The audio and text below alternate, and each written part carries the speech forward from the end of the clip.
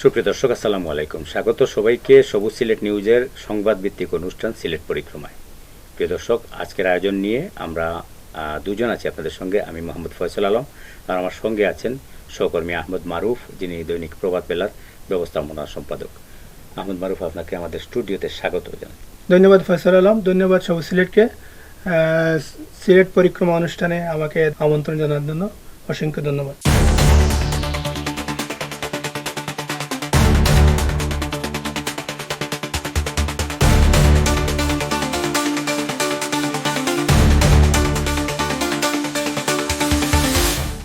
সুপ্রিয় দর্শক, আজ শনিবার 2 আগস্ট 2025। সিলেটের যে সকল গুরুত্বপূর্ণ খবর বিভিন্ন সংবাদ মাধ্যমে, অনলাইন পত্রপত্রিকায় গুরুত্ব পেয়েছে আজ সারা দিনভর, সেগুলোর মধ্যে গুরুত্বপূর্ণ খবরগুলো আমি জানিয়ে দিচ্ছি শিরোনামগুলো। যে সিলেট বাস এবং অটোরিকশা সংঘর্ষে একজন যুবক মারা গেছেন। আপনারা জানেন যে বড়লেখায় ছিনতাই হয়েছে এবং সেই ঘটনায় দুজনকে গ্রেপ্তার করা হয়েছে, মোবাইল এবং টাকা উদ্ধার করা হয়েছে।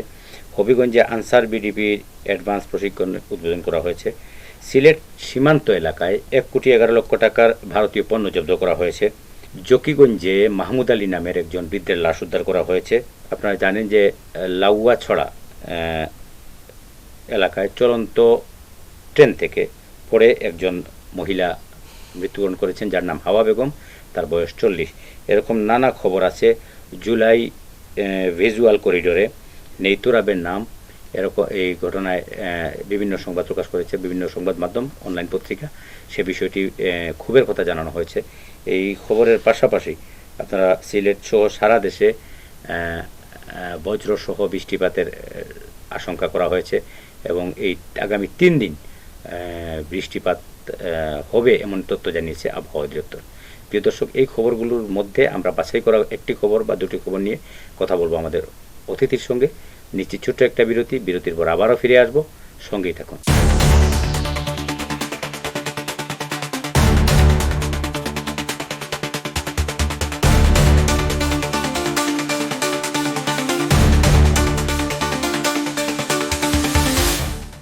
স্বাগত আরেকবার সিলেট পরিক্রমায়। সবুজ সিলেট নিউজের নিয়মিত আয়োজন সিলেট পরিক্রমায়। এবার আমরা কথা বলবো আমাদের অতিথির সঙ্গে। আমাদের আহমেদ মারুফ আমাদের সহকর্মী, তিনি বলবেন যে সিলেটে বিশেষ করে জুলাই ভিজুয়াল করিডোরে যে তুরাবের নাম না থাকায় বা শহীদদের নাম না থাকায় একটি খুব সামাজিক যোগাযোগ মাধ্যম সহ বিভিন্ন স্থানে আমরা দেখতে পেয়েছি। এই বিষয়টি নিয়ে আপনার সঙ্গে একটু কথা বলবো। আপনার কাছ থেকে জানতে চাই এই বিষয়টির পুরো কী ঘটেছে এবং সর্বশেষ আপডেট কী। ধন্যবাদ ফয়সাল আলম। জুলাই বিপ্লবের বর্ষপূর্তি উপলক্ষে যে আয়োজনটা করেছে প্রশাসন সিলেটে অত্যন্ত সুন্দর এবং প্রশংসনীয় এবং একটা মেধার স্বাক্ষর স্বরূপ একটা যে আয়োজন করেছে জুলাই বিপ্লব ভিজুয়াল করিডোর, খুবই ভালো এবং সুন্দর উদ্যোগ। এখানে এই করিডোরে ছবি আছে আবু সাইদের আরও ঘটনার, এই জুলাই বিপ্লবের নানা ঘটনা সম্মিলিত ছবি আছে। কিন্তু এখানে সিলেটে যেটা প্রশ্ন হচ্ছে এবং সচেতন মহল কিছুটা ফুসে উঠছে এবং ফেসবুকেও অনেকে খুব প্রকাশ করতেছেন, যেটা হলো যে সিলেটের শহীদ তুরাবের ছবিটা নেই। শুধু ছবিটা নয়, আরও ওনার সাথে যে আরও 14 জন আছে ওনাদেরও ছবি দেখা যাচ্ছে না। এটা একটা সুন্দর আয়োজনকে এভাবে যে করা হলো, এটা কি খুব সচেতনভাবে করা হয়েছে না অবহেলা না খামখেয়ালি না গাফিলতি, এটা আসলে দেখার বিষয়। যদিও প্রশাসন বলতেছে আমরা সামনে এটার আরও আকর্ষণীয় করে সিলেটের ছবি সহ আমরা উপস্থাপন করবো সুন্দরভাবে। আমরা বলবো যে এটা সিলেটের সাধারণ মানুষের একটা সেন্টিমেন্ট, বিশেষ করে আমাদেরও সেন্টিমেন্ট, যেটা আমাদের সহকর্মীর একজন সাহসী যোদ্ধা, আমাদের সহযোদ্ধার ছবি যদি এখানে না থাকে সিলেটের একটা সুন্দর আয়োজনে, তাহলে আমরাও একটা প্রতিবাদ জানাই এবং এটা সুষ্ঠু তদন্ত জরুরি মনে করছি। এ বিষয়ে সর্বশেষ আপডেট কি আছে আপনার কাছে? এ ব্যাপারে গতকালই জেলা প্রশাসক জেলা পুলিশকে নির্দেশ দিয়েছেন এটা সংশোধন করার জন্য। আমরা মনে করি দেরিতে হলেও এটি তাদের উপলব্ধি হয়েছে, ভবিষ্যতে যাতে এরকম কাজে অধিকতর সতর্কতা অবলম্বন করা হয়। দর্শক, আহমদ মারুফ বলছিলেন সিলেটে কি হয়েছে এই ভিজুয়াল জুলাই করিডোর নিয়ে।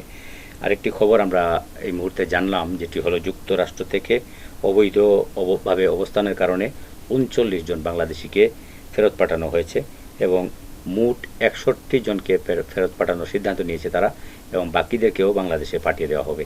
এর আগে ১১৮ জনকে বিভিন্ন সময়ে এভাবে গত কয়েক বছরে ফেরত পাঠানো হয়েছে। এ বিষয়গুলো প্রবাসী পরিবার উদ্বিগ্ন। সরকারের পক্ষ থেকে এ বিষয়ে যদিও বলা হচ্ছে যে ৬১ জনের মধ্যে ৩৯ জনকে পাঠানো হয়েছে এবং বাকিদেরকেও পাঠানো হবে। যে সিলেট যেহেতু প্রবাসী বহুল এলাকা, প্রবাসী যে কোনো সংবাদ শুনলে আমরা উদ্বিগ্ন থাকি, আতঙ্কে থাকি। তবে আমরা বলবো যারা বিদেশ যান বিশেষ করে তারা বৈধ কাগজপত্র, বৈধ আইন এবং অভিবাসন আইনটা খুব ভালো করে রপ্ত করে বিদেশ যাওয়ার জন্য অত্যন্ত বিনীতভাবে অনুরোধ জানাই। আমরাও প্রত্যাশা করব সকলে আগামী দিনে যারা যাবেন তারা অভিবাসন আইন মেনে এবং বৈধ কাগজপত্র নিয়ে বিদেশে যাবেন, তাহলে এরকম বিড়ম্বনায় পড়তে হবে না। এবং যারা এই বিড়ম্বনায় পড়েছেন তাদের প্রতি সমবেদনা জানাচ্ছি। প্রিয় দর্শক, আজকের অনুষ্ঠান এখানেই শেষ করছি। আগামীকাল একই সময়ে সবুজ সিলেট নিউজের নিয়মিত আয়োজন সিলেট পরিক্রমায় দেখার আমন্ত্রণ জানিয়ে শেষ করছি। আল্লাহ হাফিজ।